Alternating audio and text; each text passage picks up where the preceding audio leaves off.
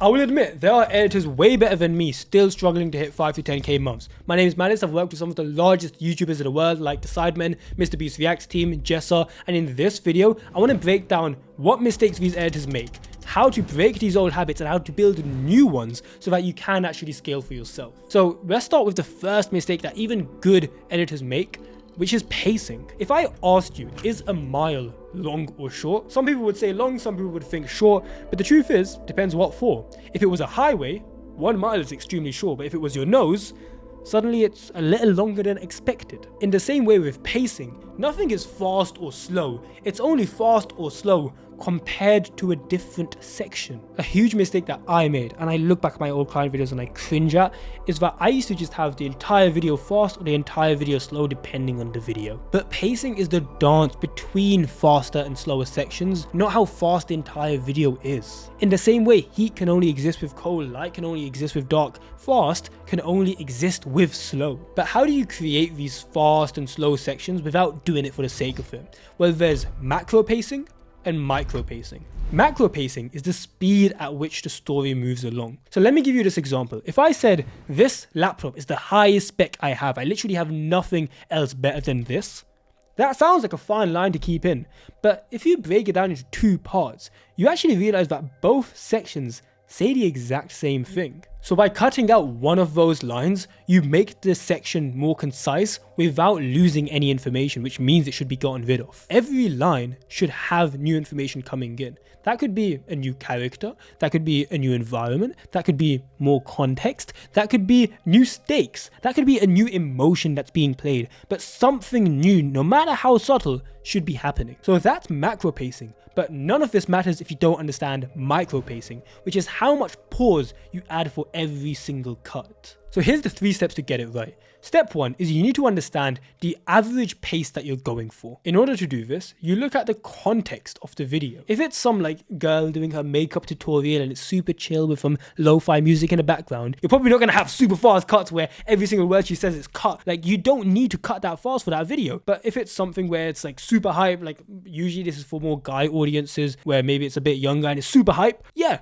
cut super fast. So you want to ask, given the context of this video and the average pacing that they have on their current videos on their channel, what sort of average pacing am I going to have? And then step 2 is cutting the video to that pace where you're cutting out pauses longer than the ones that you want. And with this, I call it the default cut, where one part of the clip and the second part of the clip, their audios are nearly touching. And once we've cut up the whole video, we're going to add pauses back on the emotional moments, but we have to do it correctly, because if you do this wrong, it sounds awkward, it doesn't resonate, and it just feels really cringe. But if you do it right, I've literally had people watch my videos and say that they've cried. There is nothing that boosts retention than someone feeling like they're actually connecting and speaking to a human. And as with all human speech, there are shorter pauses and there's longer pauses. And this is just a natural thing that if I spoke in a really weird way, then you would realize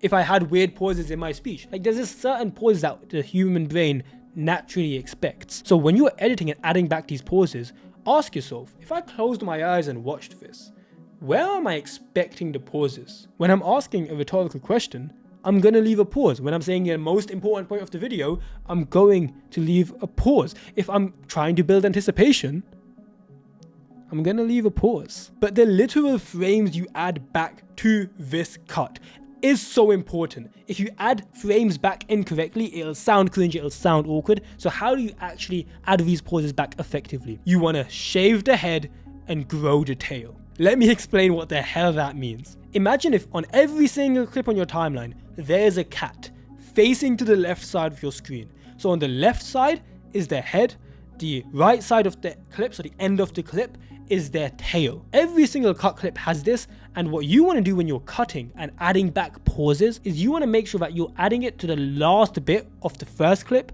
not adding back pauses to the first bit of the second clip. Because when you keep those pauses right before someone speaks, even a couple of frames, they'll start the scene completely still, and then they randomly burst into action. It looks like an actually messed up recording. And now that you know this technique exists, you're going to start doing it, awesome. But what ends up happening is you start doing it subconsciously. That's honestly the stage that I've gotten to now, where I've understood this technique. I've done it so many times that I don't need to do the default cut and then add back the pauses. I can pretty much get the exact cut timings that I need on the first try. And when it comes to these weird yet effective frameworks like, oh, grow the tail and shave the head, this is what we teach in the editing lab. Because honestly, I had to learn this shit the hard way. I had to learn this by working with a client, him absolutely finding my pacing terrible, and I only realized because he sent me 800 revisions on a single video. When I teach the guys in the editing layer, I'm just giving them lessons that, hey, I've already f***ed it up 100,000 times. Here's the lesson so you can get it right on the first try. For full transparency, if you're an absolutely shit editor, I can't help you. When I charge for a program or a course, it's going to be something that you aren't able to find on YouTube. And what I'm sharing now is literally like, I'm gatekeeping like crazy. I'm giving you like 10% of the source. I am holding back most of this shit. The reason being, for the editors that are within the editing lab program, I give them all the source because they're my paying customers, and that's why we get them to 5 to 10k a month. But of course, like, you didn't come to this video for that. So that's how you keep your pacing sounding natural. But you're still going to be spending weeks on videos that should take you days if you're still making this next mistake. And to show you how much time you're losing because of this bad habit, I want you to imagine a kitchen sink. Imagine that after you had a glass of orange juice, you went to the sink, you put it inside, and you turned the tap on, and you actually started like cleaning the glass, let it dry. And later when you come back, you're having your porridge, and you go to the sink and you clean your bowl and you clean the spoon, and then you put it away and you dry it, whatever. Imagine if after every single dish you used, you went through the entire process of washing and drying, rather than doing what a sane human would do, which is let the dishes batch up a little bit and then do it all in one go. But editors make this same exact mistake when they make a couple changes to a video and then they decide to watch the entire thing again. And the truth is, it might not be the entire video. It might just be like a 5, 10, 15, 20, 30 second section. But that adds up. And I'm going to be real with you. I've done the research. I tried to solve this when I was earlier in my career and I was wasting hours a day doing this exact habit of watching back the video. The reason I was still wasting all this time watching back the video is because of the core problem, which is I was afraid that I left a mistake in. And if you have somewhat of a perfectionist mentality like me, you'll relate to this completely.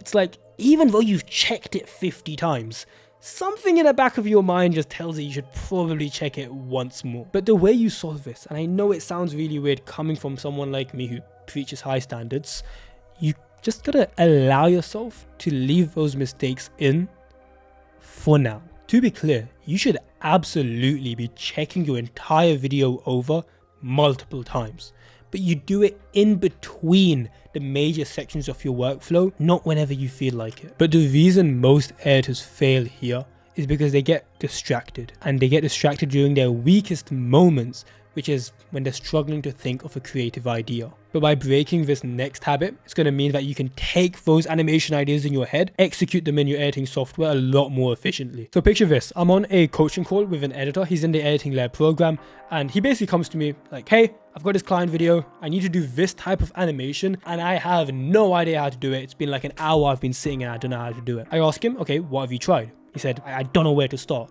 So I told him, like, dude, I'll be real, with what you showed me, I have no fucking idea how to do it. Let's bring up Premiere Pro and try it. So I opened up my editing software, and within about 3-4 minutes, we actually figure out how to create that animation. He spent an hour, we figured it out together in 3 minutes. And I would love to say it's because I'm the amazing editor, but the truth is, he's actually better than me. He knows how to do all this 3D and artifact shit. I don't. But the reason that I was able to help him with it is because I lowered his barrier to entry. You need to let go of that fear of messing the edit up or wasting time, because that's the only way you get to a good end product. So be okay with throwing things down, around and find out, because my best animations, all of them, started with me doing some random rectangle and seeing where it goes. And by making these better and better edits, I ended up working with larger and larger clients. And this next habit that I'm going to walk you through actually contributed probably around 80-90% to working with those larger guys. All editors start off with nothing. They have no clients. So what they do is they start posting and they start doing outreach, and what happens is they start getting clients. And then they think, oh, I don't need to outreach anymore. I'm too good for that. So they stop outreaching. And then a week later, 2 weeks later, after a couple of videos, the client stops sending them videos when they promised they'd give consistent work, and suddenly they're left without any videos to work on. So they start outreaching again, they start posting again, but it never picks up as fast as they thought. Your income is inconsistent because your inputs are inconsistent. And when I broke that habit of as soon as I see success, I stop doing the thing that got me to success, that's when I actually scaled to consistent 5 to 10k months. Whenever someone asks me, oh, am I good for the layer? Like, do you think it'll be a good fit? I ask them this: if you knew what to do and I told you the steps, would you actually do it? Because I'll be real, like, there's certain steps where if you do them, you make more money as an editor. It's just a science. But if you're not willing to push on the gas, but more importantly, if you're going to take off the gas when you start seeing any results, we can't help you. This is why editors stay so small. I'm not here to get you to 1 to 2k a month for the program. You can do it with the free stuff, cool. But with the editing-led program, that's not the goal. The reason being, you're going to make my name look worse. I love getting editors to 5 to 10k a month, and that's what we do on a consistent basis inside the editing layer.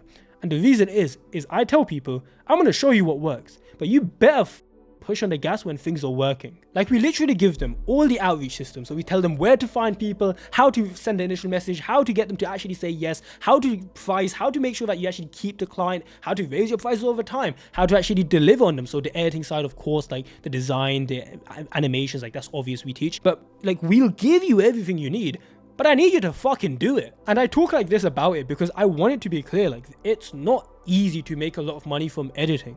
My goal isn't to help you if you think it's going to be easy. My goal is to tell you, like, hey, it's really fucking hard. Somewhat impossible if you do it on your own. So that's why we help you do it. I do it through free content like this. I do it through the paid program where you can book a call in the description. Do it if you want. Do it if you don't. I don't mind. But really, that's why I speak like this, because it's going to be hard no matter what. You might as well know it beforehand and use a system that's working. And if you want to see the results of this, because we literally have hundreds of editors who have already gone through this. Some of them you probably know because they're the bigger editors in the space now. You can check out even this video here. I'll have it now and I'll make sure it's linked. It'll be Aaron. Aaron, we got from 1k a month to 10k a month. We did it mostly by fixing the workflow side of things. But if you're struggling to get videos done faster, like they're taking you 3, 4, 5, 6, maybe even longer days, then you're going to relate to it. So go check this video out here. It's how we got Aaron to 10k. So you can sort of see the processes that we used for him.